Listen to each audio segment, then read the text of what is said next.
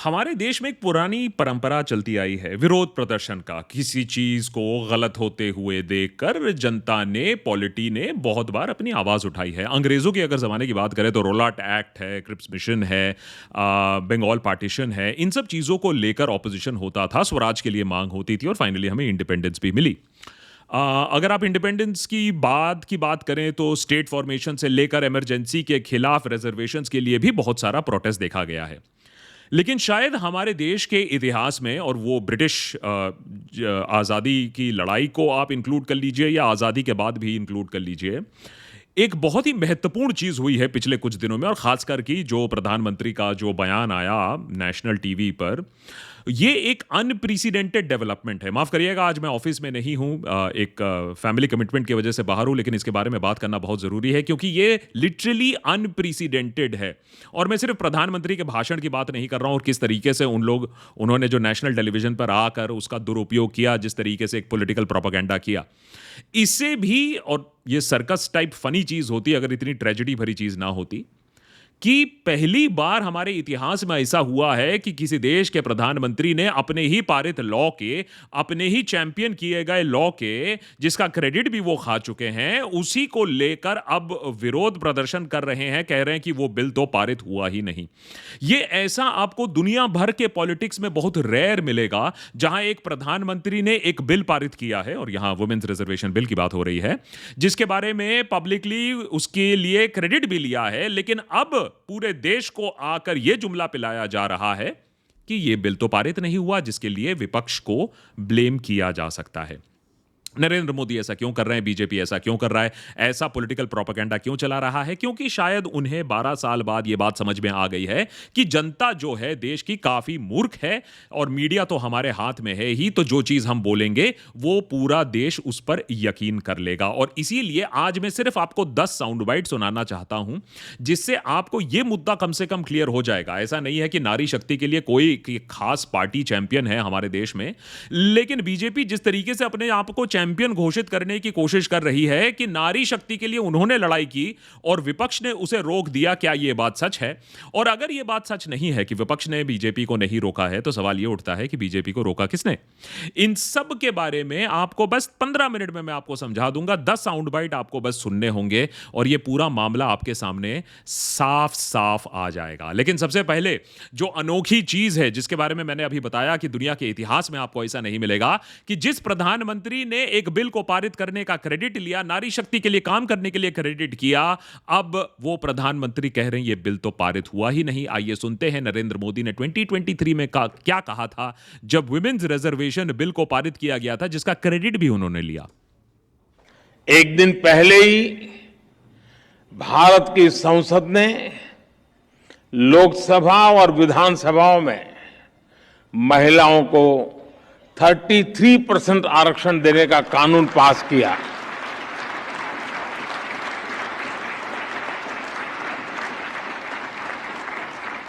नारी शक्ति वंदन कानून भारत में विमेन लेड डेवलपमेंट की नई दिशा देगा, नई ऊर्जा देगा।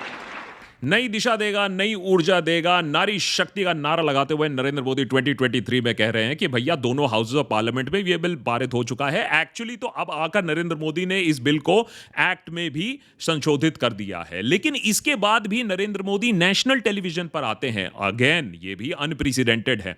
तो एक तो अनप्रेसिडेंटेड एक्ट की नरेंद्र मोदी ने एक बिल को पारित करने का पूरा क्रेडिट लिया, फिर कह रहे हैं कि यह बिल पारित नहीं हुआ, ऑपोजिशन को ब्लेम कर रहे हैं। और दूसरी बात जो ऑल्सो अनप्रेसिडेंटेड है कि हमारे देश के इतिहास में कभी भी किसी प्राइम मिनिस्टर ने इलेक्शन के दौरान नेशनल टेलीविजन पर आकर पूरा पॉलिटिकल मुद्दा इस तरीके से कभी नहीं चलाया है। यह भी हमारे डेमोक्रेटिक इतिहास के लिए एक नया लो है। हमने सोचा नरेंद्र मोदी आएंगे, चलिए अच्छा है कि नोटबंदी तो अनाउंस नहीं किया नेशनल टेलीविजन पर, लेकिन नेशनल टेलीविजन पर आकर देश को संबोधित करते हुए यह नारा लगाया गया कि हम तो डीलिमिटेशन की बात ही नहीं की, हम तो नारी शक्ति के लिए काम कर रहे थे, जिसके लिए डीलिमिटेशन बहुत ज्यादा इंपॉर्टेंट है और जिसे कांग्रेस ने पास नहीं होने दिया, कांग्रेस के एलाइज ने पास नहीं होने दिया, और जिसके लिए आपको हमारे लिए, बीजेपी के लिए सहानुभूति जरूर होनी चाहिए। सुनिए क्या कहा नरेंद्र मोदी ने।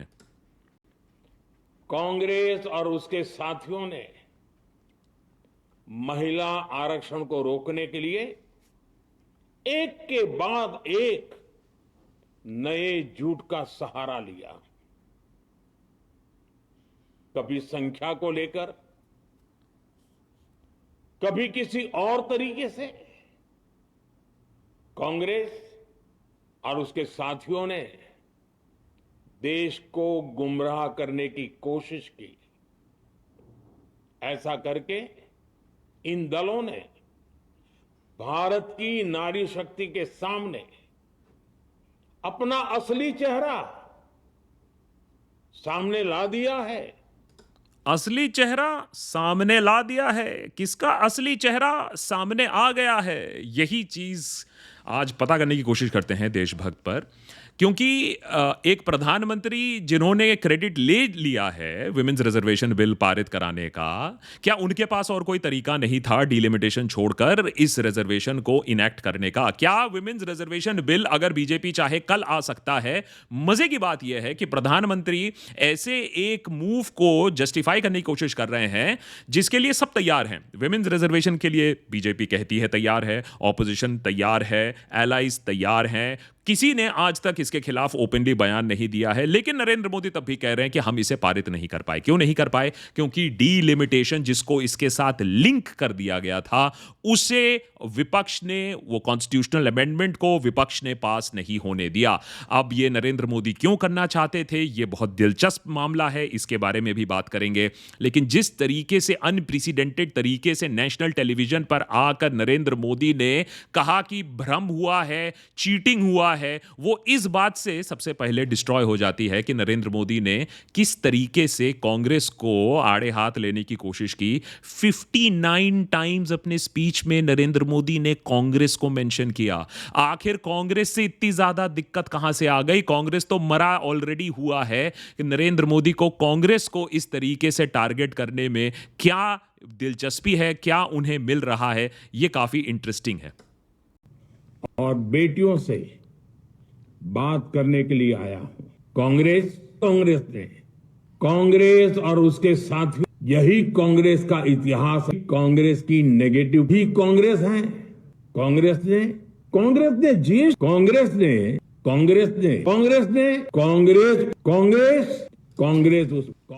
मेरे ख्याल से आप बात समझ चुके होंगे कि जिस तरीके से 59 टाइम्स कांग्रेस पार्टी का नाम लिया गया, तो कहीं ना कहीं एक पॉलिटिक्स खेला जा रहा था एक नेशनल एड्रेस के बीच में इलेक्शन के चलते हुए। इलेक्शन कमीशन, अगर हमारे देश में free and fair independent election commission होती तो जरूर इसे as a model code of conduct का ब्रीच लिया जाता। कम से कम एक वार्निंग तो जरूर इशू की जाती कि आप इस तरीके से इलेक्शन प्रोपेगेंडा नहीं कर सकते हो, क्योंकि कहीं ना कहीं टारगेट जो मैसेजिंग है वो वेस्ट बंगाल को जरूर जा रही है कि देखिए मैं नारी शक्ति के लिए कितना काम करने की कोशिश कर रहा हूं, लेकिन ये जो कांग्रेस है और ये जो विपक्षी पार्टी है ये मुझे रोक रहे हैं। मजे की बात ये है कि कोई नरेंद्र मोदी को विमेन्स रिजर्वेशन बिल के लिए रोक नहीं रहा है। विमेन्स रिजर्वेशन बिल ऑलरेडी पारित हो चुका है। As a matter of fact यहां तो ये खबर आ चुकी है कि जो विपक्ष है, प्राइवेट मेंबर बिल, डीएमके के एक एमपी ने प्राइवेट मेंबर बिल भी मूव कर दिया है कि आप अभी के अभी आज के आज विमेन्स रिजर्वेशन इंट्रोड्यूस करो 543 मेंबर लोकसभा सीट में, 180 को आप रिजर्व कर दो और इस पे किसी को दिक्कत नहीं होगी। सवाल है कि बीजेपी क्या इस बात से अग्री करेगी? बीजेपी क्या इस चैलेंज को एक्सेप्ट करेगी? शायद नहीं, क्योंकि बीजेपी का जो अपना ट्रैक रिकॉर्ड है विमेन सेफ्टी के बारे में वो भी कुछ खास नहीं है। वैसे तो कोई भी पार्टी अपने आप को true representative of the women नहीं बोल सकता है। सबके जो एवरेज एमपीज हैं काफी कम है, टीएमसी के मेरे ख्याल से थोड़े से ज्यादा हैं, लेकिन बीजेपी जो अपने आप को चैंपियन करने की कोशिश कर रही है ठीक इलेक्शन से पहले, इलेक्शन के बीचों बीच, आइए पहले उसका तो भांडा फोड़ कर देते हैं और उसके बाद आकर बात करते हैं कि क्यों बीजेपी ने यह सारा काम किया, इलेक्शन के बीच में काम किया, इसके पीछे पॉलिटिक्स क्या छुपी हुई है। अगर आप बीजेपी का जो ट्रैक रिकॉर्ड है पिछले 12 सालों के बारे में अगर देखें तो एक तरफ आप कह रहे हो कि आप चैंपियन कर रहे हो विमेन्स राइट को, नारी शक्ति को, तो आइए देखिए कि बीजेपी ने नारी शक्ति के लिए क्या किया है। अगर हम एनसीआरबी का डेटा देखें, ऑफिशियल डेटा देखें जो कि ऑलवेज दबे हुए होते हैं, तो वहां भी अगर आप क्राइम्स अगेंस्ट विमेन की बात करें तो 2,13,000 केसेस से 2010 के आसपास, ये उठकर 4 लाख 4.5 लाख केसेस बन चुके हैं। तो ये मोर देन डबल हो चुके हैं पिछले 12 साल के आसपास। अगर आप रेप केसेस की बात करें, फिर से एनसीआरबी की बात कर रहा हूं, तो ये अबाउट 24,000 के आंकड़ा से बढ़कर ये 32,000 तक पहुंच चुका है पिछले 10 सालों में। 2022 के बाद हमारे पास शायद एक्यूरेट डेटा नहीं है। अगर आप ratio of women BJP MPs की बात करें तो 240 जो पूरा एलाइज को मिलाकर है, उसमें से सिर्फ 31 है, 12%, 13% है। और ये बहुत इंटरेस्टिंग चीज है, अगर आप ग्रास रूट लेवल पर नहीं कर सकते हो, कोई बात नहीं, बहुत सारा कंपटीशन है, सबको करने की जरूरत है, लेकिन बीजेपी ने अपना एग्जाम्पल क्या सेट किया है। 72 मिनिस्टर्स में से कितने मिनिस्टर्स हैं बीजेपी के जो वुमेन है? सिर्फ 7। तो आप देख लीजिए, मैथ्स इज नॉट मैथ्सिंग हियर। और अगर आप बीजेपी और एनडीए के अलायंस की बात करें तो उनके पास 21 चीफ मिनिस्टर्स हैं, और 21 चीफ मिनिस्टर से वुमन चीफ मिनिस्टर कितनी है अगर मैं आपको बताऊं तो शायद आपको भी शर्म आएगी, मुझे भी शर्म आएगी, क्योंकि वो आंकड़ा 1 का खड़ा है। अब वो 1 का आंकड़ा भी कितना दिलचस्प आंकड़ा है, वो हम दिल्ली की बात अभी नहीं करते हैं। लेकिन अगर आप टोटल बीजेपी एमएलएज की बात करें, 1654 बीजेपी एमएलएज में से ओनली 164 और 9.9% आर वुमेन। तो कहीं ना कहीं तो एक बात बहुत क्लियर कर देनी चाहिए कि ये जो नारी शक्ति का नारा लगाया जा रहा है, ये एक इलेक्टोरल नारा है। कोई भी पार्टी ये नारा ज्यादा लगा नहीं सकती है, लेकिन खासा बीजेपी तो नहीं लगा सकती है, क्योंकि ऐसे ऐसे मंत्री आपके बैठे हुए हैं जिन पर रेप के एलिगेशंस हैं, सीरियस एलिगेशन है, और नरेंद्र मोदी ने उनके बारे में कुछ नहीं किया, वहां अपनी आंखें मूंद ली है नरेंद्र मोदी ने। इसीलिए जो विल्सन है डीएमके के एमपी, उन्होंने कहा है कि भैया हम प्राइवेट मेंबर्स बिल इंट्रोड्यूस कर देते हैं, कल से ही विमेन रिजर्वेशन कर दो, जिसको बीजेपी ने सिरे से खारिज कर दिया है। अब डीलिमिटेशन क्या है, डीलिमिटेशन क्यों किया जाता है, इस पर हमने ऑलरेडी एपिसोड बनाकर आपको समझा दिया है। रफली आप यह समझ लीजिए कि अगर 100 लोग हैं तो 1 एमपी चुना जाता है।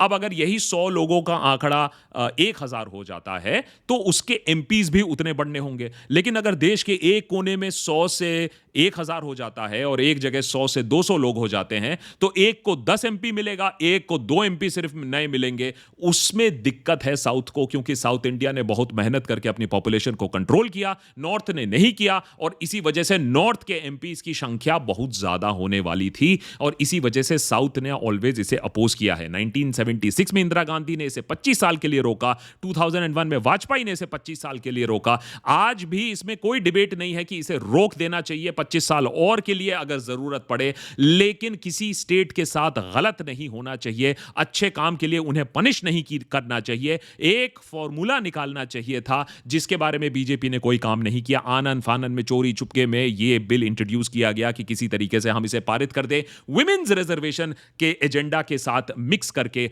हम इसे पारित कर दें। इसीलिए संसद में शशि थरूर ने जो साउथ का जो एक डर है, एक लैक ऑफ कॉन्फिडेंस है बीजेपी के अंदर, उसको साफ बयां किया। Creating a tyranny of the demographic majority, where a handful of large, poor states could theoretically determine the fate of the entire country, leaving smaller states and those with distinct linguistic and cultural identities and economic contributions feeling like bystanders in their own country. ये चीज समझना north के लिए शायद थोड़ा सा problematic होगा, लेकिन अगर आप साउथ के स्टेट्स की बात करें तो ये उनकी आइडेंटिटी से भी लिंक्ड है। काम वो ज्यादा करे, इंडस्ट्री वो ज्यादा सेटअप करे, जीडीपी में कंट्रीब्यूशन वो ज्यादा करे, कल्चरल आइडेंटिटी उनकी ज्यादा डैमेज हो रही है, आवाज उनकी दब रही है। इसीलिए इसे as a colonisation of the north over the south की तरह देखा जा रहा था, और इसीलिए इसको लेकर इतना ज्यादा विपक्ष था। इसीलिए स्टालिन ने भी आकर सामने बोला कि मैं इस बिल को इस तरीके से पारित नहीं होने दूंगा, और इसका काफी ज्यादा ऑपोजिशन रहा। अब जब इस चीज पर ऑपोजिशन निकला, और यही है बीजेपी की मेजर प्रॉब्लम, क्या यह बिल पारित हो सकता था? क्या डीलिमिटेशन सक्सेसफुली अमेंडमेंट पारित हो सकता था? शायद हां, हो सकता था, अगर बीजेपी ने कोई फॉर्मूला निकाला होता, अगर एक ऑल पार्टी मीटिंग की होती, अगर एक ड्राफ्ट बिल निकाला होता, अगर कंसेंसस किया होता, अगर एक मैथमेटिकल फॉर्मूला निकलता। लेकिन जब यह सारा डिस्कशन हो गया, जहां बीजेपी को लगा कि यार ये तो हमारी दाल नहीं गलने वाली है, तब अमित शाह खड़े होकर बोलते हैं कि अरे ठीक है, हम प्रोपोर्शनल रिप्रेजेंटेशन दे देंगे, अगर यूपी का 50% बढ़ रहा है तो हम केरला का भी 50% बढ़ा देंगे, आप हमें थोड़ा सा टाइम दे दो और मैं यही अभी करा देता हूं। बता दो इनको। अगर इस बिल का विरोध करने का कारण 50% लिखित में चाहिए, तो 1 घंटा सदन बंद कर दिया, मैं ऑफिशियल अमेंडमेंट लेकर आता हूं मान्यवर, मगर बिल पारित करने का वो वादा करते। अब अगर इस बिल को अपोज करने का एकमात्र कारण है प्रोपोर्शनल रिप्रेजेंटेशन, देखिए प्रोपोर्शनल रिप्रेजेंटेशन सुनने में अच्छा लगता है, लेकिन इसे करना भी इतना आसान नहीं होगा, क्योंकि इसमें एक कॉन्स्टिट्यूशनल इशू भी आ जाएगा, क्योंकि संविधान जो कह रहा है वो पॉपुलेशन बेस्ड रिप्रेजेंटेशन होता है। अब आप अगर इसको प्रोपोर्शनल करोगे तो there has to be more amendments, more discussion. इतनी आसानी से आपने 1 घंटे में कुछ आंकड़े जड़ दिए, जो कि आपने पहले वर्बली तो बोला था लेकिन कभी उसे लिखित में दिया नहीं था, और यही लैक ऑफ कॉन्फिडेंस आता है सरकार के अंडर। तो ये करना इतना आसान नहीं था। Maths would not maths, constitutional issue भी था, और सिर्फ आंकड़ों की बात यहां नहीं हो रही है। सरकार के अलग अलग जो पैतड़े हैं, खेल थे, वो संसद में पिछले कुछ दिनों में अब बाहर आ चुके हैं, और जिसका जवाब मेरे ख्याल से नरेंद्र मोदी और अमित शाह के पास नहीं था। और उनमें से एक बहुत बड़ा चीज है जो अमेरिका में हम ऑलरेडी देख चुके हैं, जिसे कहते हैं जेरीमियंडरिंग। अब आप सोचो 850 नए सीट अगर बनते तो सारे के सारे असेंबली कॉन्स्टिट्यूएंसीज को फिर से आंकना होता। कौन आंकता? इलेक्शन कमिश्नर आंकता, हमारे ज्ञानेश जी आंकते, एक रिटायर्ड सुप्रीम कोर्ट जज आंकता, और उनने जो नया असेंबली कॉन्स्टिट्यूएंसी बनाया उसको कोई चैलेंज नहीं कर पाता, कोई कोर्ट, कोई सुप्रीम कोर्ट चैलेंज नहीं कर पाता। तो सरकार अपने मन के अनुसार ये असेंबली कॉन्स्टिट्यूएंसीज बनाती, जिससे देश की जो डेमोक्रेसी है वो मेरे ख्याल से हमेशा हमेशा के लिए ही बदल जाती। जो चीज आसाम में हो चुकी है, जिसे गौरव गोगोई ने देखा है अपने आंखों से। एक लोकसभा है 14 लाख लोगों का और एक लोकसभा है 26 लाख लोगों का। ऐसा डिलिमिटेशन हुआ है सर कि एक विधानसभा में कहीं 4 जिला परिषद और कहीं 2 जिला परिषद। ज्योग्राफिकल कंटिन्यूटी होनी चाहिए, लेकिन आज आपने ऐसे क्षेत्र बनाए हैं कि एक नदी के इस पार और एक गांव पहाड़ के उस पार। अब यही चीज जो उन्होंने असम में किया, जो उन्होंने जम्मू कश्मीर में किया, अब महिला आरक्षण के द्वारा पूरे देश में यह कहना चाहते हैं। कितनी शर्मनाक बात है। तो आंकड़ों से ज्यादा 850 एमपी से ज्यादा जो असली खेल है, जिसे एक्सपोज किया गया है पिछले कुछ दिनों में, वो ये है कि किस तरीके से बीजेपी जो मैंने एक रीडिस्ट्रीब्यूशन ऑफ पॉपुलेशन करने की कोशिश कर रहा था डिलिमिटेशन के जरिए। इसको कहते हैं स्क्वीजिंग या कटिंग का मामला, कि आपने आपके जो विपक्ष के लोग हैं, विपक्षी समुदाय हो सकता है, पार्टी हो सकता है, उनको एक जगह में एकत्रित कर दो, उनकी कॉन्स्टिट्यूएंसी छोटी कर दो, उनका एरिया छोटा कर दो, जहां उनको जीतना है वो एरिया क्षेत्र छोटा कर दो, और जो या फिर दूसरा है उनका साइज काट दो। ऐसे ऐसे जगह उनको स्प्रेड कर दो जहां अगर वो सारे लोग भी वोट दे दे, उनका जीतना बहुत मुश्किल होगा। तो इसको जेरीमियंडरिंग कहते हैं, और इसको कॉन्स्टिट्यूशनली, जब आप कॉन्स्टिट्यूएंसी को रीड्रॉ करते हो कॉन्स्टिट्यूशनल तरीके से, आप डेमोक्रेसी की जो परिभाषा है वो पूरी तरीके से बदल सकते हो। आसाम में जो हुआ है वो तो अलग ही लेवल पर हुआ है, प्रो मैक्स लेवल पर हुआ है, क्योंकि एक कॉन्स्टिट्यूएंसी जियोग्राफिकली तो एक साथ होगा, लेकिन वहां तो अलग अलग हिस्से ही हो गए हैं। एक कॉन्स्टिट्यूएंसी दूसरे कॉन्स्टिट्यूएंसी एरिया से जुड़ा ही नहीं हुआ है, और ये सारा खेल इन द बैकग्राउंड चल रहा है कि कैसे एक कॉन्स्टिट्यूएंसी को आंका जाए जिसमें एक पार्टी विशेष के जीतने के जो चांसेस हैं वो काफी ज्यादा हो जाए। तो ये चीज क्लियरली बाहर आ गई जब ये पूरा डिबेट चल रहा था। और दूसरी चीज जो बाहर आई कि क्या बीजेपी के पास हक है कि सडनली वो उठकर महिला आरक्षण, महिलाओं के हक के बारे में बात कर रही है, जिसे मेरे ख्याल से डिंपल यादव ने अच्छे तरीके से हाईलाइट किया। जब मणिपुर की घटना हुई तो कोई भी भारतीय जनता पार्टी की महिला सांसद खड़ी नहीं हुई। जब उत्तराखंड में 19 साल की लड़की को मार दिया गया, अंकिता भंडारी को, तब भारतीय जनता पार्टी की कोई भी महिला सांसद खड़ी नहीं हुई। कि जब 2023 में बिल पास हुआ था, 2024 में इनकी सरकार आई थी, तो पहले पूर्ण बहुमत की सरकार थी, और अभी कौन सी सरकार है? अभी सहयोगियों के साथ इनकी सरकार बनी हुई है। लेकिन अब जब 2029 में जब चुनाव दोबारा आएंगे, तो मेरा पूरा मानना है कि भारतीय जनता पार्टी की सरकार जाने वाली है।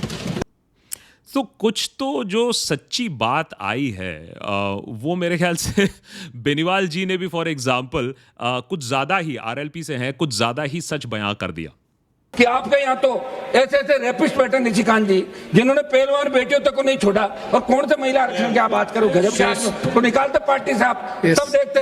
आज एक मिनट लास्ट, सभापति जी, एपस्टीन का जो मामला था उसमें तो आपके एक मंत्री का नाम आ गया था। अच्छा अच्छा अच्छा इतनी सच्चाई भी नहीं बोलनी है, ओहो पूरी पूरी चीज, इतनी सच्चाई भी नहीं बोलनी है। सो सवाल ये उठता है कि ऐसा तो नहीं है कि बीजेपी का कोई स्टर्लिंग ट्रैक रिकॉर्ड है महिला आरक्षण को लेकर, चाहे वो गोदी मीडिया जितना भी आपको ये बताने की कोशिश करे और ये दिखाने की कोशिश करे कि महिला आरक्षण बिल डिफीट हो गया है, जैसा नहीं है। डीलिमिटेशन बिल डिफीट हुआ है क्योंकि वो छल से करने की कोशिश हो रही थी, क्योंकि उसमें बीजेपी का बहुत ज्यादा एजेंडा था, बहुत प्लानिंग थी इसको किस तरीके से मिसयूज किया जाए, ये ऑपोजिशन का दावा है। सवाल है फिर अभी क्यों, इतनी जल्दी क्यों, इलेक्शन के बीच में क्यों? इसको लेकर काफी ज्यादा डिबेट हुआ है, काफी आलोचना हुई है। अखिलेश जी का एक कहना है कि ये इसलिए भी हुआ है क्योंकि सरकार जो हक है, जैसे ही आपका सेंसस होगा तो फिर उसमें जो सेंसस में मांग की जाएगी भैया कि कास्ट बेस्ड सेंसस हो। अब कास्ट बेस्ड सेंसस सरकार अग्री कर चुकी है तो फिर कास्ट बेस्ड रिजर्वेशन की मांग आ जाएगी। इसके पहले ये हो, बीजेपी चाहती नहीं है ये देना रिजर्वेशन, इसीलिए इसको अभी before the census is conducted इसको करवाने की कोशिश है। अखिलेश का तो यही दावा है। आपको जल्दीबाजी क्यों है महिला विधेयक के पक्ष में? हम आप जनगणना क्यों नहीं कराना चाहते? ये क्या अध्यक्ष महोदय, आप सेंसस ये इसलिए नहीं करना चाहते हैं कि जैसे ही जनगणना होगी हम सब लोग जाति गणना मांगेंगे, जाति गणना होगी तो हम आरक्षण मांगेंगे, इसीलिए आप लोग धोखा दे करके आना चाहते हैं। दाल में कुछ तो डेफिनेटली काला है कि जिस तरीके से बीजेपी ने आनंद फानंद में ये काम किया है उसके पीछे कोई ना कोई तो मैथ्स होनी होगी, क्योंकि बीजेपी कहीं कल की पार्टी तो है नहीं। उसे अच्छी तरीके से मालूम था कि ये आंकड़े उनके पास है नहीं, कॉन्स्टिट्यूशनल अमेंडमेंट कोई मजाक की बात नहीं होती है, इसके लिए कोई पार्टी तैयार नहीं थी। उसके ऊपर आपने इस बिल को इस तरीके से ठूसने की कोशिश की, तो इसके पीछे कोई ना कोई डायग्राम, कोई ना कोई एजेंडा, कुछ ना कुछ तो जरूर होगा। The BJP knew. They knew very clearly that this bill actually cannot be passed. They knew it. They're not stupid. They knew every opposition person would oppose it. This bill cannot be passed. This was a panic reaction. This was a panic reaction because the Prime Minister at any cost needed to send two messages. Number one, he needed to change the electoral map of India. And number two, he needed to send a message again that he is pro-women. Why he is doing that, I will leave to your imagination.